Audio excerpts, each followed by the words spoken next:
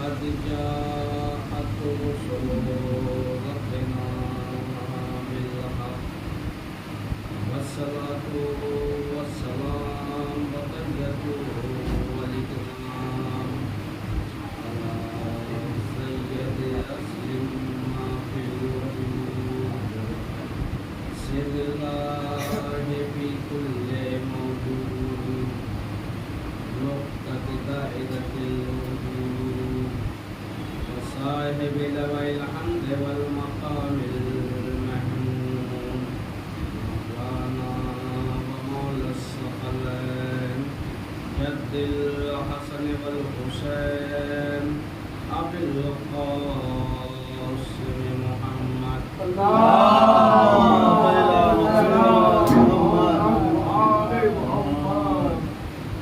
وعلى أهل بيت الطيبين الطاهرين المعصومين المظلومين ولعنة الله على أعدائهم من يومنا هذا إلى قيام يوم الدين أما بعد فقد قال الله تعالى وتبارك في كتابه الكريم وهو أصدق الصادقين وقوله الحق بسم الله الرحمن الرحيم إن كنتم في ريب مما نزلنا على عبدنا فأتوا بسورة من مثله صدق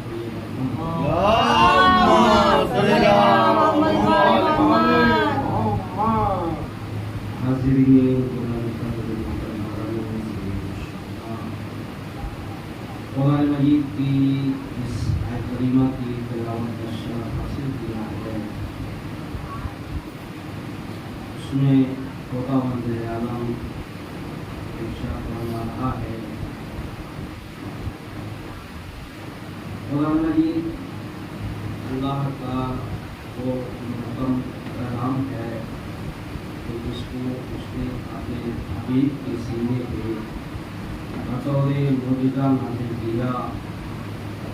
عزیزان محترم، قرآن مجید ایک ایسی کتاب ہے کہ یہ قرآن مجید جس رات میں نازل ہوا اس رات جیسی کوئی رات نہیں. جس مہینے میں یہ قرآن نازل ہوا اس مہینے جیسا کوئی مہینہ نہیں. قرآن جس فرشتے کے ذریعے پیغمبر تک پہنچا اس فرشتے جیسا کوئی فرشتہ نہیں، اور جس پہ نازل ہوا وہ ہم جیسا نہیں. عزیزان محترم، قرآن مجید کی عظمت یہ ہے کہ اللہ نے کہا کہ ہم نے قرآن مجید میں کائنات کی ہر کچھ کو تر کا مسئلہ رکھ دیا ہے، اور سمجھ لو کہ قرآن جیسی کتاب کوئی دوسری کتاب نہیں ہے، اور قیامت تک تم اس کتاب کا جواب کبھی بھی نہیں لا سکتے. اس لیے کہ ہم نے دنوں کو بنایا ہے، ہم نے راتوں کو بنایا ہے، ہم نے مہینوں کو بنایا ہے، ہم نے انسانوں کو خلق کیا ہے، ہم نے جناتوں کو خلق کیا ہے. اور تم اس سے اندازہ لگا لو کہ قرآن کی عظمت کیا ہے، قرآن کی جلالت کیا ہے کہ قرآن جس رات میں نازل ہوا اس رات جیسی کوئی رات نہیں.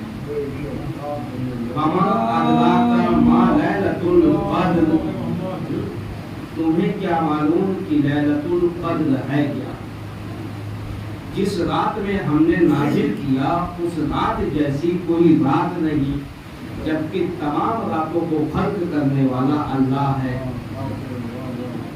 تمام مہینوں کی تخلیق کرنے والا اللہ ہے. لیکن جس مہینے میں قرآن نازل ہوا اس جیسا کوئی مہینہ نہیں، جسے سید الشہور کہا گیا مہینے کو، یعنی تمام مہینوں کا سردار کہا گیا.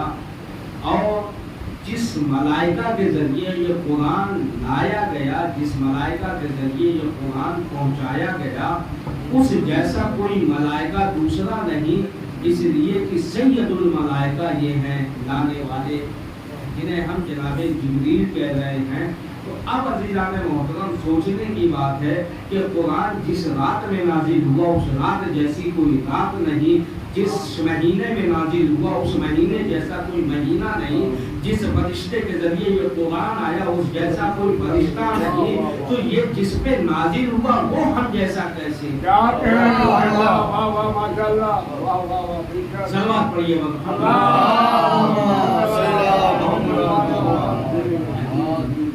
جس پہ نازل ہوا وہ ہم جیسا کیسے ہو سکتا ہے؟ اب عزیزان محترم اللہ نے قرآن میں کہا کہ لو انزلنا القرآن لو انزلنا هذا القرآن جبل، میں اگر پہاڑ پہ اس سے نازل کر دیتا تو پہاڑ خشیت الہی سے ریزہ ریزہ ہو جاتا۔ اب سوچئے کہ قرآن کتنا جلالت والا ہے، کتنا مضبوط ہے کہ اگر اسے پہاڑ پہ نازل کیا جاتا تو پہاڑ ریزہ ریزہ ہو جاتا، اور قلب پیغمبر کتنا مضبوط ہے کہ اللہ نے اس میں نازل کیا۔ اب عزیزان محترم جس کا دل اتنا مضبوط ہو اس کا ذہن کتنا مضبوط ہو۔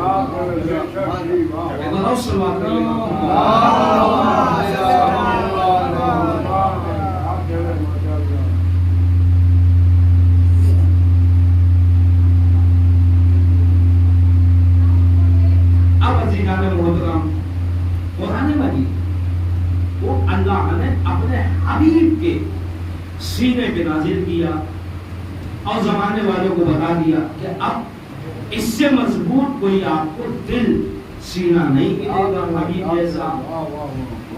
اب عزیزان محترم قرآن مجید میں جو بھی چیزیں بیان کی جاتی ہیں، جیسے ضرب کا تذکرہ ہوتا ہے، مراد مضروب ہوتا ہے، ضرب بیان کیا جاتا ہے، مراد مضروب ہوتا ہے۔ اب جیسے گلاس اگر آپ کو دے دیا جائے تو آپ اس سے پیاس نہیں بجھا سکتے جب تک اس میں پانی نہ ہو، جب تک پانی نہ ہو پیاس آپ بجھا نہیں سکتے۔ اب عزیزان محترم خانہ کعبہ تو تھا مگر ہدایت کا گھر نہیں تھا۔ جب اللہ نے اس میں مخصوص انسان کے لیے گھر بنایا تو اب یہ ہدایت کا چراغ ہو گیا۔ اب عزیزان محترم لو انزلنا هذا القرآن، قرآن مجید یہ جو ہاذا کے بعد قرآن بیان کیا جا رہا ہے، ہاذا کے بعد یہ قرآن جو خشیت الہی سے ریزہ ریزہ ہو جاتا ہے، جس پہاڑ پہ نازل ہوگا۔ اب دیکھیے آسمانی کتابیں آئی ہیں 4، ہے نا۔ جناب موسیٰ پہ جب نازل ہوئی کتاب تو جناب موسیٰ کو توریت لینے جانا پڑا طور پہاڑ پہ، ہے نا۔ توریت لینے جانا پڑا طور پہاڑ پہ۔ جب جناب عیسیٰ پہ انجیل نازل ہوئی تو جناب عیسیٰ علیہ السلام کو جانا پڑا۔ جب زبور جناب داؤد پہ نازل ہوئی تو جناب داؤد کو جانا پڑا۔ مگر اللہ کہہ رہا ہے کہ حبیب تم وہی رہنا، اب یہ آیت آئے گی، اب یہ آیت آئے گی۔ اگر آپ گھر میں ہوں گے تو گھر میں آیت آئے گی، آپ میدان میں ہوں گے تو آیت میدان میں آئے گی، آپ صحرا میں ہوں گے تو آیت صحرا میں آئے گی، آپ اشیر میں ہوں گے تو آیت اشیر میں آئے گی، آپ غدیر میں ہوں گے تو آیت غدیر میں آئے گی۔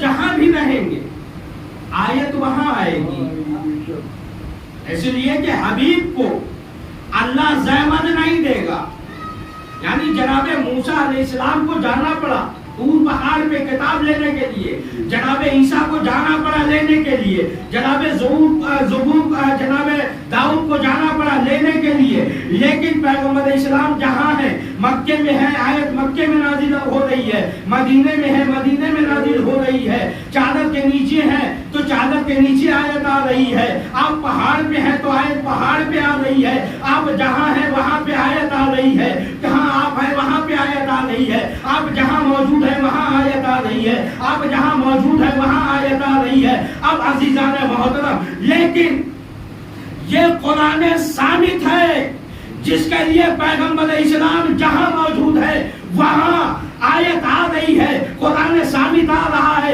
چادر کے نیچے ہے تو آیت آ رہی ہے، صحرا میں ہے تو آیت آ رہی ہے، میدان میں ہے تو آیت آ رہی ہے، آپ پہاڑ پہ ہیں تو آیت آ رہی ہے، آپ میدان جنگ میں ہے تو آیت آ رہی ہے، آپ مسجد نبوی میں ہے تو آیت آ رہی ہے، آپ مسلمانوں کے درمیان ہے تو آیت آ رہی ہے، آپ مشرکوں کے درمیان ہے تو آیت آ رہی ہے۔ اب پیغمبر اسلام نے اپنا مزاج بدلا، کہا حبیب اب ہم نے قرآن ثابت کی ایک ایک آیت وہاں پہنچایا جہاں تم تھے، لیکن جب قرآن ناطق آئے گا تو تمہیں خانہ کعبہ جانا پڑے گا۔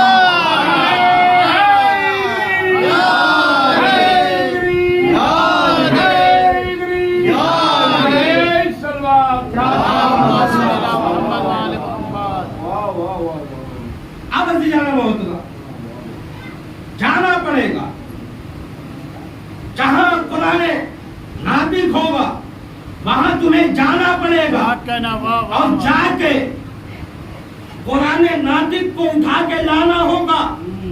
اب قرآن ناطق دست رسول پہ آیا، دست رسول پہ آیا تو کیا کہا کہ یا نبی اللہ توریت سناؤ،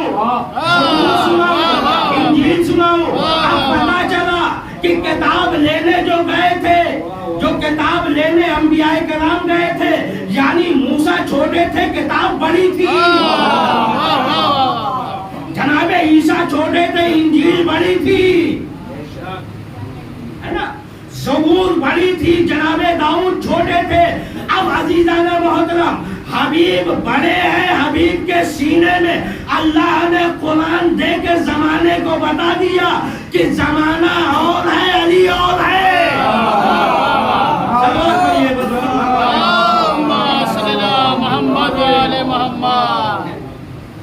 تو قرآن مجید کو اللہ نے معجزہ بنا کے قلب پیغمبر پہ بھیجا، قلب پیغمبر پہ نازل کیا، محمد کے سینے پہ نازل کیا، تاکہ زمانہ یہ سمجھ لے کہ جب محمد کا دل اتنا مضبوط ہے تو محمد کے دماغ کا کوئی حساب ہی نہیں لگا سکتا، عقل انسان حیران ہو جائے گی، ہے نا۔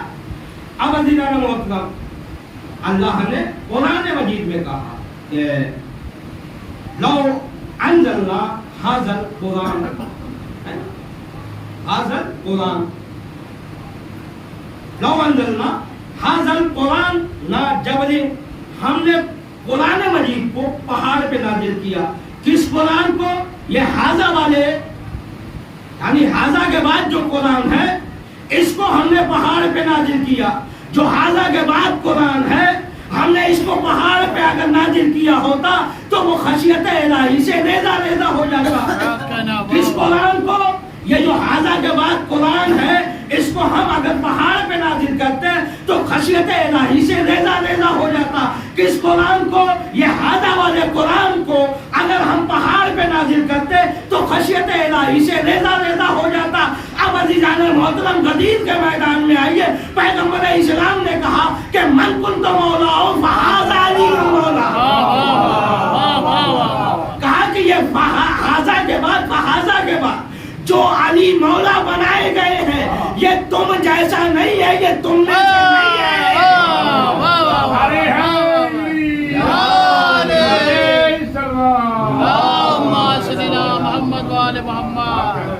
کہا کہ یہ تم میں سے نہیں ہے نا۔ جیسے وحادہ کے بعد جو قرآن آیا وہ جتنی بھی آسمان سے کتابیں ہیں ان ساری کتابوں سے بڑی کتاب ہے، ان ساری کتابوں سے بڑی کتاب ہے۔ اسی طریقے سے جو دست رسول پہ آیا، آپ کا نام سبحان اللہ، واہ واہ واہ، دست رسول پہ آیا تو اس نے کہا کہ یا نبی اللہ زبور سناؤں، توریت سناؤں، انجیل سناؤں، ہے نا؟ اب اس کا یہ کہنا اس بات کی دلیل ہے کہ زمانے میں علی جیسا کوئی نہیں، آپ کا نام واہ واہ واہ واہ واہ، زمانے میں علی جیسا کوئی نہیں۔ اب عزیزانہ محترم، علی جیسا کوئی نہیں، اور اللہ نے قرآن مجید میں کہا کہ قرآن میں ہر خوشبوتر موجود ہے۔ اب عزیزانہ محترم، جب ہر خوشبوتر موجود ہے تو ایک عیسائی عالم نے میرے مولا سے سوال کیا کہ مولا یہ بتائیے کہ آپ کہتے ہیں کہ قرآن مجید میں ہر خوشبوتر موجود ہے، آگے ہر خوشبوتر موجود ہے، ساری چیزوں کا علم قرآن مجید میں موجود ہے، تو پھر یہ بتائیے کہ کیا چیز قرآن مجید میں نہیں ہے؟ آپ کا نام واہ واہ واہ واہ واہ، کہا کہ ہر خوشبوتر موجود ہے تو کیا شے قرآن مجید میں نہیں ہے؟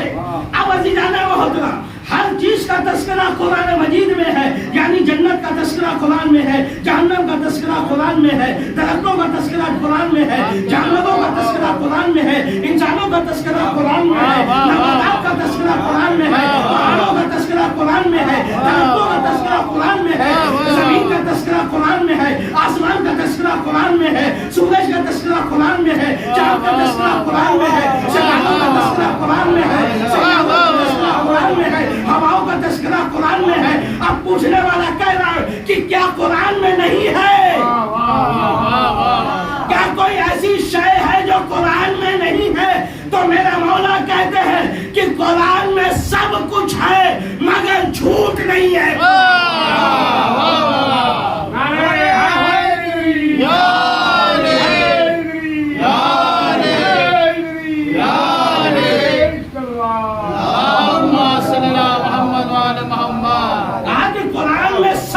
ہے مگر قرآن میں جھوٹ نہیں ہے، جو کہا گیا وہ سچ ہے۔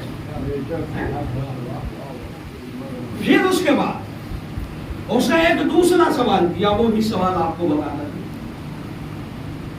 کہا کہ آپ کہتے ہیں کہ اللہ ہر چیز پہ قادر ہے، ہر چیز کر سکتا ہے، سب کچھ کر سکتا ہے، یعنی بغیر آنکھ کے دیکھ سکتا ہے، بغیر کان کے سن سکتا ہے، بغیر زبان کے بول سکتا ہے، بغیر پیر کے چل سکتا ہے، بغیر ہاتھ کے وہ سب کچھ بنا سکتا ہے۔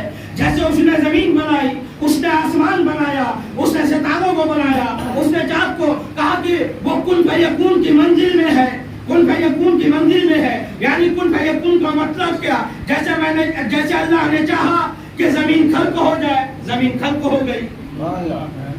اس نے چاہا کہ یہ آسمان بچھ جائے، آسمان کا شامیانہ لگ جائے، آسمان کا شامیانہ لگ گیا، یعنی وہ جو سوچتا گیا کہ اس نے سوچا ستارے بن جائے، ستارے بن گئے، اس نے سوچا چاند خلق ہو جائے، چاند خلق ہو گئے، اس نے سوچا سورج خلق ہو جائے، سورج خلق ہو گیا۔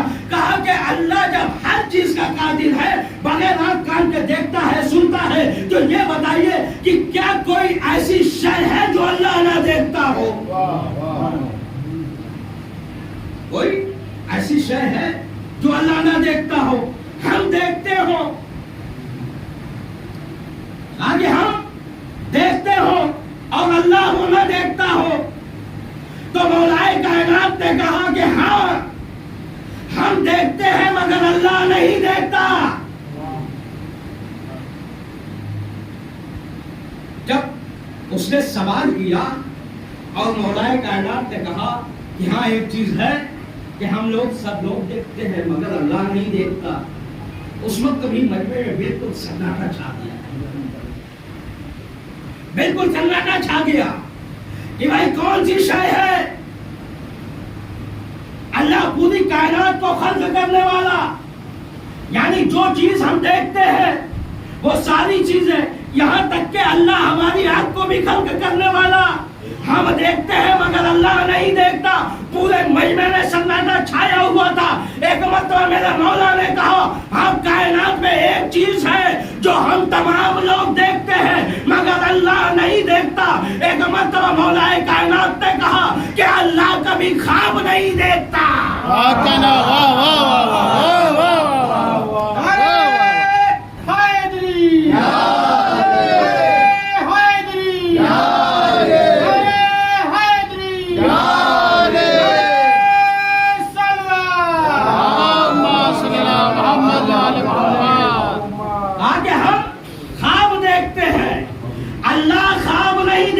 اس لیے کہ اللہ کو نیند نہیں آتی ہے نا.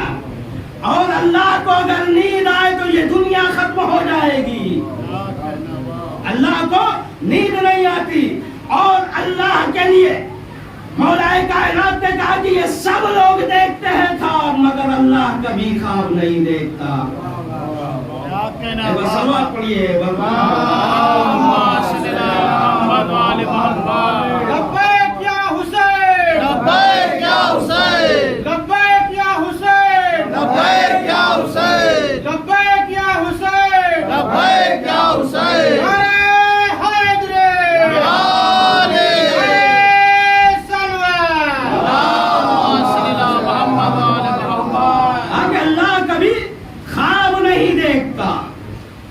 اور اللہ نے جو کچھ قرآن مجید میں بیان کیا ہے وہ سب حقیقت ہے, کوئی جھوٹ نہیں ہے. قرآن کی عظمت یہ ہے, قرآن کی جلالت یہ ہے کہ اگر اسے اللہ پہاڑ پہ نازل کرتا تو پہاڑ خشیت الہی سے ریزہ ریزہ ہو جاتا. اب عزیزان محترم سمانے کو یہ سمجھ لینا چاہیے کہ جب اللہ نے کہا کہ اگر ہم پہاڑ پہ قرآن کو نازل کرتے تو خشیت الہی سے ریزہ ریزہ ہو جاتے. ریزہ ریزہ یہ پہاڑ ہو جاتے, ختم ہو جاتے, دھول میں بدل جاتے. جو چٹانیں ہیں وہ ٹکڑوں میں بدل جاتی. اب عزیزان محترم کوئی اعتراض کر دے کہ یہ کیسے ہو سکتا ہے کہ ایک کتاب نازل ہو تو پہاڑ ریزہ ریزہ ہو جائے, تو اس کی تفسیر بھی ہونی چاہیے. اس کی تفسیر بھی ہونی چاہیے کہ اگر ہم نازل کریں تو خشیت الہی سے ریزہ ریزہ ہو جائے. تو اب عزیزانہ محترم اللہ نے قرآن مجید کو, جہاں قرآن ثابت کو پہاڑ پہ نازل کرنے کے لیے کہا کہ خشیت الہی سے یہ ریزہ ریزہ ہو جائے, وہیں پہ اللہ نے قرآن ناطق کے ماں کو خانہ کعبہ کے قریب بھیج کے زمانے کو بتایا دیکھو میں نے جو قرآن کے لیے کہا ہے وہ غلط نہیں کہا ہے.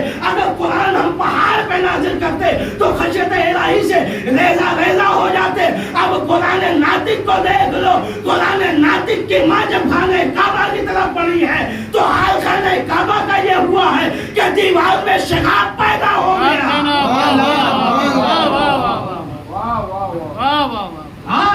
شگاف پیدا ہو گیا.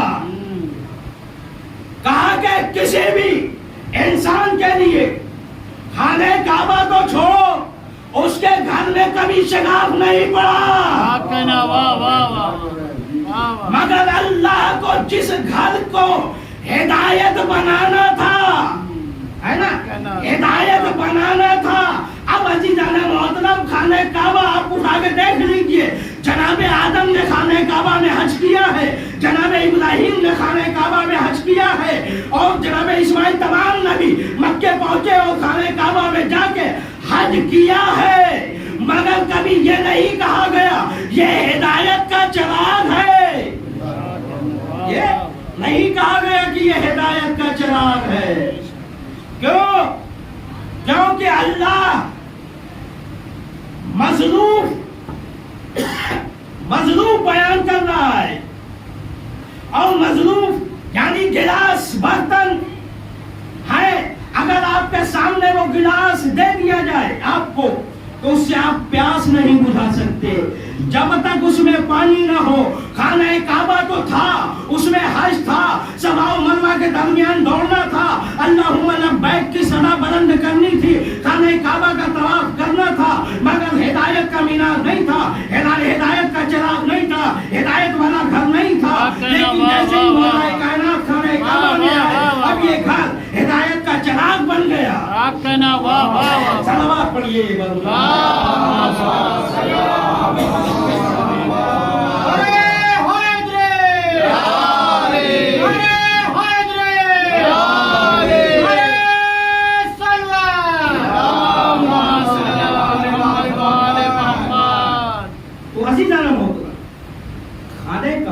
ہدایت کا چراغ اس وقت بنا جب وارث خانہ کعبہ آیا کعبے کے اندر۔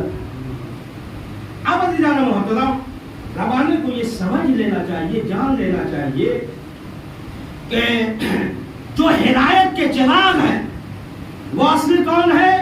وارث کعبہ۔ وارث کعبہ کون ہے؟ آل محمد۔ آل محمد کون ہے؟ جن کے لیے حدیث قدسی ہے، جن کے لیے حدیث قدسی میں بیان کیا ہے کہ ہم فاطمہ تو ابوہا و بالوہا و بنوہا،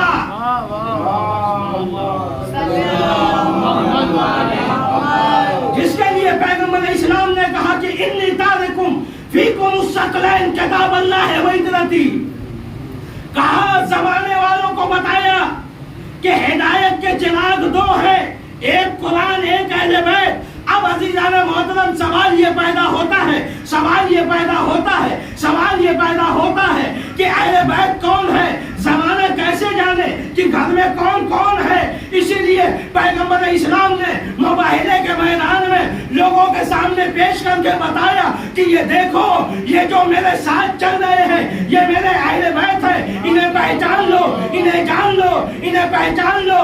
اور یہ ایسے ہیں کہ میں اگر کہوں کچھ بھی تو تمہیں شک ہو سکتا ہے، لیکن ان کے لیے دشمن کہہ رہا ہے کہ آج تو میں وہ چہرے دیکھ رہا ہوں کہ یہ اگر کہے کہ پہاڑ اپنی جگہ چھوڑ دے تو پہاڑ چھوڑ دے گا۔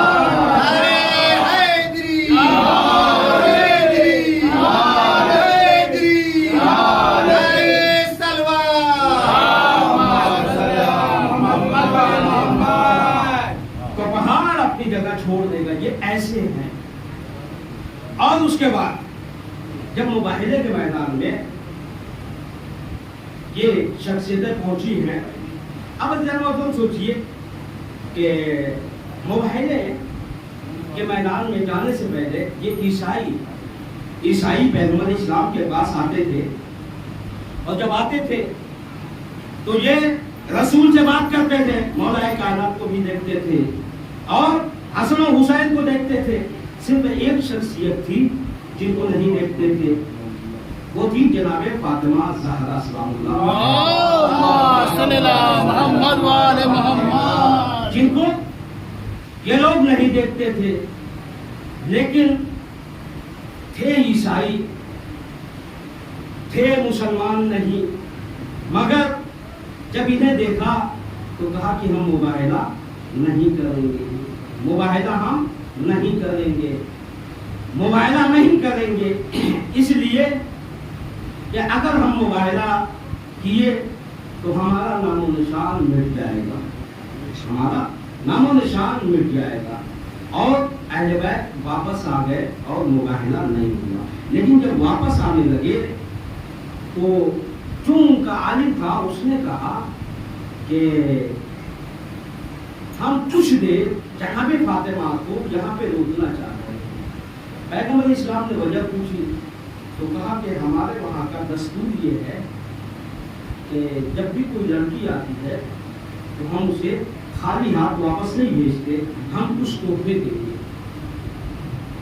تھے عیسائی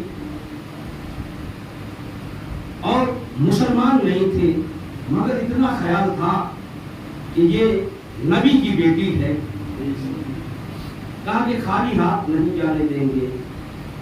اب سوچئے عیسائی تھے اور جناب سیدہ مسلمانوں کے دربار میں گئی اور مانگتی رہی دینے کی بات تو دور، تعلیم نے لکھا کہ کسی نے بیٹھنے کے لیے نہیں لکھا۔ اجرکم اللہ، آپ کی آوازیں بلند ہو گئی ہے اور اہل بیت پہ شب و شتم شروع کر دیا، اور کربلا میں تو انتہائی ختم ہو گئی کہ اہل بیت علیہ السلام کے پورے گھرانے کو قتل کر دیا گیا اور بچے ہوئے لوگوں کو اسیر کر کے تیار بتیار پھراتے ہوئے کربلا اور کربلا سے کوفہ اور کوفے سے شام تک لے جایا گیا، اور شام کے بعد دربار شام میں اور دربار شام کے بعد زندان شام میں مقید کر دیا گیا۔ زندان شام وہ زندان ہے کہ جب رات ہوتی ہے تو شبنم گرتی ہے، جب دھوپ ہوتی ہے دن ہوتا ہے اجالا ہوتا ہے تو ان پہ دھوپ پڑتی ہے۔ عزیزان محترم، رات کی شبنم اہل بیت کس طریقے سے برداشت کر رہے تھے اور دن کی دھوپ کس طریقے سے دھوپ کی تمازت کو اہل بیت برداشت کر رہے تھے، مگر قید خانے میں ایک بچی تھی، قید خانے میں ایک بچی تھی جو بارہا کبھی زینب سے سوال کرتی تھی، کبھی اپنے بھائی سید سجاد سے سوال کرتی تھی۔ اکثر جب شام ہوتی تھی تو در زندان پہ آ کے وہ بچی کہتی تھی، افسر شام پرندوں پہ نظر جاتی ہے، کیسی مخلوق ہے اڑتے ہوئے ڈر جاتی ہے، میری آس میرے سینے میں مر جاتی ہے۔ اے پھوپھی اماں، میں روز شام میں دیکھتی ہوں یہ پرندے ادھر ہی لوٹتے ہیں، کبھی ایسا نہیں ہوتا کہ یہ پرندے ادھر بھی جا رہے ہوں۔ کہا ہے پھوپھی اماں یہ پرندے روزانہ ادھر ہی کیوں جاتے ہیں؟ تو ایک مرتبہ جناب زینب نے کہا کہ میری بیٹی سکینہ، یہ پرندے اب شام ہو چکی ہے، اپنے اپنے گھروں کو جا رہے ہیں، جب یہ شام ہو جاتی ہے تو ہر پرندہ اپنے اپنے گھر چلا جاتا ہے۔ تو جناب سکینہ پوچھتی تھی، اے پھوپھی اماں ہم کب وطن جائیں گے، ہم کب گھر جائیں گے؟ اجرکم اللہ، خدا آپ کو کوئی غم نہ دے۔ جناب زینب کس طریقے سے جواب دے؟ جناب زینب کو معلوم ہے کہ ہم تو گھر جائیں گے مگر یہ بچی گھر نہ جائے گی، زندان شام میں یہ بچی تڑپ کے یہی رہ جائے گی، ہم تو رہائی پا جائیں گے مگر یہ بچی رہائی نہ پائے گی۔ کس طریقے سے جناب زینب جواب دیتی ہوں گی؟ اجرکم اللہ، خدا آپ کو کوئی غم نہ دے سوائے غم مسلم کربلا کے۔ بچی کے سوال ایسے ہوتے تھے کہ جناب زینب کا کلیجہ منہ کو آ جاتا تھا۔ سید سجاد سے یہ بچی سوال کرتی تھی، سید سجاد جواب دیتے تھے، مگر سید سجاد رسالت میں جواب دیتے تھے کہ تمام صاحب مقبل نے لکھا ہے کہ جب سکینہ سوال کرتی تھی تو سید سجاد کے آنکھوں سے آنسو نکلتے تھے، مگر سید سجاد سے جب سوال کرتی تھی تو کبھی بہن سب بن کے سوال کرتی تھی اور کبھی امام سے سوال کرتی تھی، لیکن جب بہن سوال کرتی تھی تو سید سجاد سمجھا دیتے تھے، مگر جب وہ بچی امام وقت سے سوال کرتی تھی، امام وقت میں واجب ہو جاتا تھا کہ اس کا جواب دے۔ تاریخ میں لکھا جناب سکینہ نے سوال کیا، بھیا پیاس کی کیفیت بتائیے، اس لیے کہ آج میں نے خواب دیکھا ہے کہ میرے خواب میں میرے بابا آئے تھے، آنے کے بعد کہہ رہے ہیں اے سکینہ اب تو میرے سینے پہ آ کے سو جا، اے سکینہ اب تو میرے پاس آ۔ ایک مرتبہ تاریخ نے لکھا سید سجاد سے اس نے پیاس کی کیفیت پوچھی، سید سجاد نے اسے پیاس کی کیفیت بتائی اور ساری کیفیت کو چھوڑتے ہوئے صرف دو کیفیت۔ سید سجاد کہتے ہیں کہ اے بہن سکینہ، جب انسان کی کیفیت پیاس کی آخری حد سے کچھ کم رہتی ہے تو وہ کیفیت ایسی ہوتی ہے کہ جب مچھلی کو تم پانی سے نکال کے زمین پہ رکھ دو، پہلے مچھلی تڑپتی ہے اور تڑپنے کے بعد پھر وہ مچھلی ایک مرتبہ خاموش ہو جاتی ہے اور جب خاموش ہوتی ہے تو کبھی اپنا منہ کھولتی ہے، کبھی بند کرتی ہے، کبھی کھولتی ہے، کبھی بند کرتی ہے۔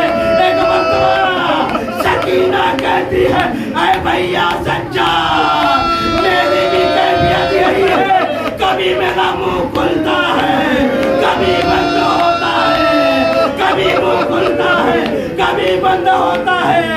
اور سیدہ سجاد نے آخری کیفیت بیان کی، کہا سکینہ آخری کیفیت یہ ہے کہ جب انسان پیاس کی انتہا پہ پہنچتا ہے تو ہڈیوں کو گوشت چھوڑ دیتا ہے۔ ایک مرتبہ جناب سکینہ نے آستین کو سمیٹا، سمیٹنے کے بعد اپنے ہاتھوں کو بڑھایا